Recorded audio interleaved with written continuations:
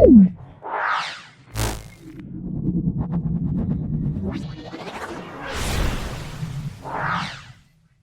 کریم علیہ السلام نے نا لوگوں کا اس طرح تزکیہ کیا کہ ان کے اندر بات ڈال دی کہ اگر غلطی ہو جائے تو پھر غلطی کی معافی کی کوشش کرنی، پھر معافی کی کوشش کرنی۔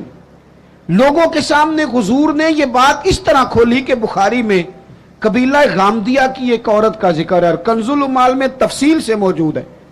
وہ خاتون خود آئی، کوئی پکڑ کے نہیں لایا، خود آئی، گرفتار نہیں کیا، لوگوں نے منوایا نہیں، پولیس نے پکڑ کے منوایا نہیں، غلطی ہو گئی لیکن مسلمان تھی نا، تو بار بار اندر سے طبیعت بے چین ہوتی ہے کہ کیوں غلطی ہو گئی۔ آ کے عرض کی حضور میں بھول گئی تھی، غلطی کر بیٹھی ہوں۔ تو محبوب فرماتے ہیں کیسے پتہ چلے گا تو نے غلطی کی؟ کہنے لگی میرے پیٹ میں ناجائز بچہ ہے۔ حضور نے فرمایا اسے لے جاؤ، فرمایا واپس جا، جب بچہ پیدا ہو جائے تو آنا۔ وہ چلی گئی، دو سپاہی نہیں اس کے ساتھ کھڑے کیے کہ کہیں بھاگ نہ جائے۔ وہ بچہ پیدا ہوا تو پھر آئی، نبی پاک علیہ السلام نے فرمایا واپس جا، اسے دودھ پلا، جب روٹی کھانے لگے تو پھر آنا۔ وہ آئی تو بچے کے ہاتھ میں روٹی کا ٹکڑا تھا۔ محبوب نے بچہ کسی کے حوالے کیا، فرمایا اسے لے جاؤ اور پتھر مار کے سنسار کر دو، سزا دے دی حضور نے۔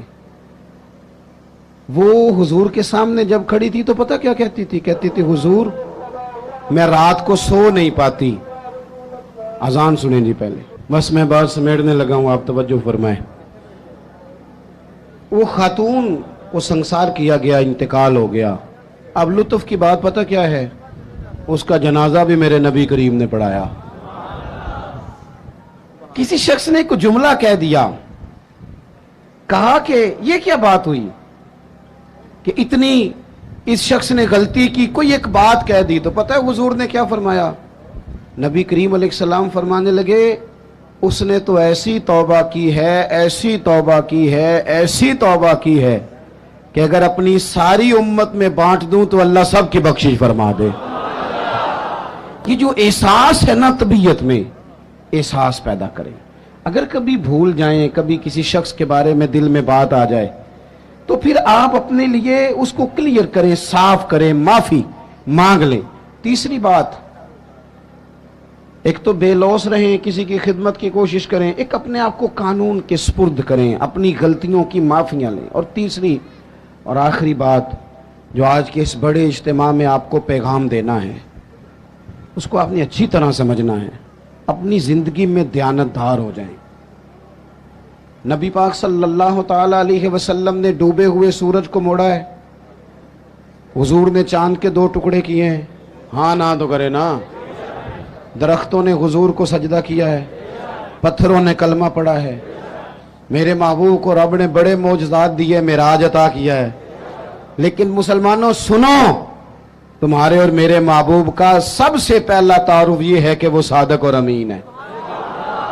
سب سے پہلے لوگوں نے جس نام سے جانا وہ صادق اور امین ہے۔ یا رسول اللہ مومن بزدل ہوتا ہے؟ فرمایا ہو جاتا ہے کبھی۔ مومن کنجوس ہوتا ہے؟ کبھی ہو جاتا ہے۔ یا رسول اللہ مومن جھوٹا ہوتا ہے؟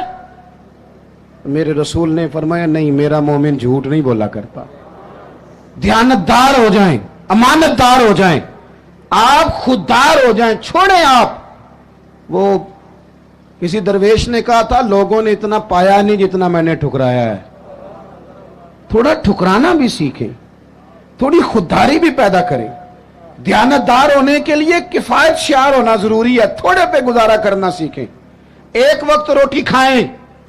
ہم دیہاتی لوگ ہیں، ہمارے بڑے بوڑھوں نے ہمیں سبق پڑھایا ہے کہ گندم سے بڑھولا بھر لو اور مرتبان سے اچار بھر لو، پھر تمہیں کسی جگہ جانے کی ضرورت ہے بالکل نہیں، قطعاً نہیں۔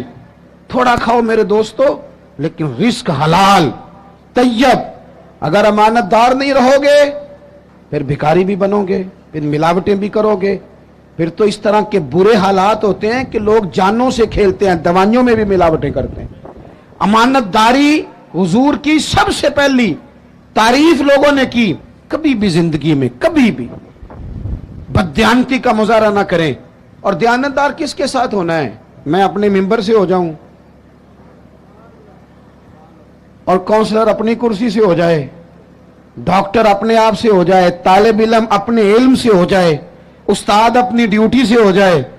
استاد کا احترام بڑا ضروری ہے، پر استاد کو اجازت نہیں کہ کلاسیں کھیل رہی ہوں اور استاد سموسے منگا کے کھا رہے ہوں. وہ بھی تو ڈیوٹی کرے نا اپنی ٹائم پہ. مزدور کی مزدوری پسینہ خشک ہونے سے پہلے دینی ہے، پر مزدور کو اجازت نہیں کہ وہ روٹی کھانے جائے تو گھنٹہ وہیں بیٹھا رہے. وہ 10 منٹ کونے میں بیٹھ کے چائے پینے جائے اور 20 منٹ وہ سگریٹ بھی پیتا رہے.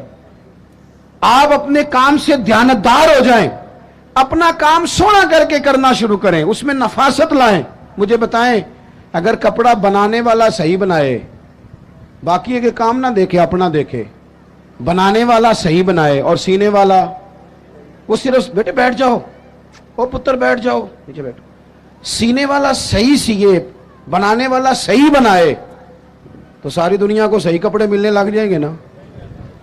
اگر دوائی بنانے والا وہ کوئی اور کام نہ کرے، دوائی صحیح بنائے تو یہ کام سارا مسئلہ لوگوں کا حل ہوگا کہ نہیں ہوگا؟